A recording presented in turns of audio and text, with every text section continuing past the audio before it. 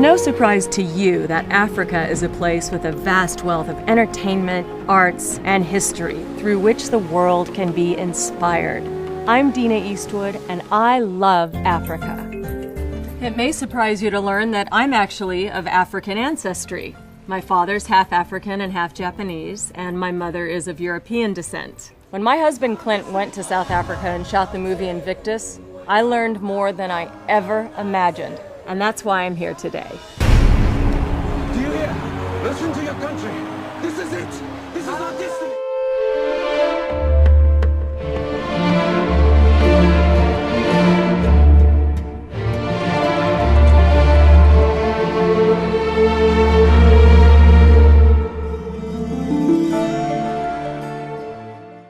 You were able to score the movie using an African group. I was looking at it for African music from the moment I arrived there, and we used a group that we had heard over there. My doting wife took me to a concert by these Overtone group, and I think it was partly her suggestion, but I'll just take credit for going for it. But anyway, it worked out well, and I was satisfied with it. Africa's got a lot of stereotypes to be broken, and I think they're starting to be broken. Musically, they've got it made over there. Whether a band's white or black doesn't make any difference to me, as long as they know something about the country and have some feeling about some parts of it. It was a great experience working with the people in South Africa.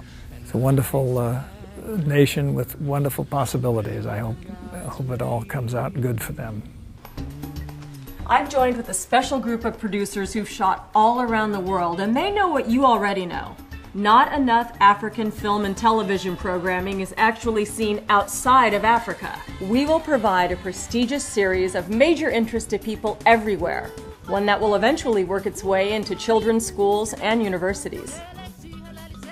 We are proposing the new original series, Africa Now.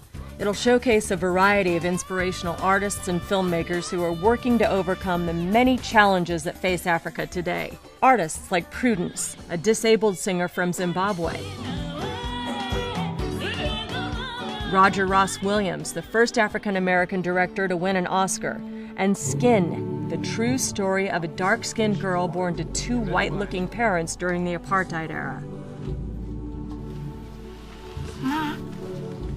Why are they all staring? You're new here, my sweet. They're just curious. Skin is one of the most amazing indie films to come out of South Africa.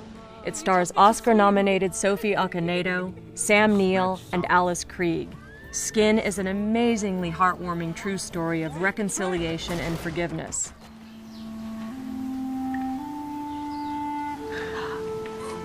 The music for the film was composed by Hélène Muddyman. Many of the musicians she used were not the stereotypical combination we might expect. I was very affected by the movie because it basically talks about the girl whose skin dictates how her life evolves and whether she's allowed to stay at a certain school because of the way she looks. So I wanted the music not to sound the way that the people looked who were playing it. I tried to use lots of people from around the world. So I wanted to use Buscade, who are this fantastic string section from Johannesburg. And then I wanted to use Miriam Stockley, who I knew could sound like a man. She could sound like an ethnic vocal. I'm hoping that people will listen to the music and feel it's a hybrid of the Western and the African, and I hope they'll think it's authentic in both those regards. But in actual fact, it's the non-authenticity of it that is what makes it interesting, I hope. Also in the series, we'll explore influential documentary films, such as Music by Prudence, about a group of disabled musicians who succeed despite all odds.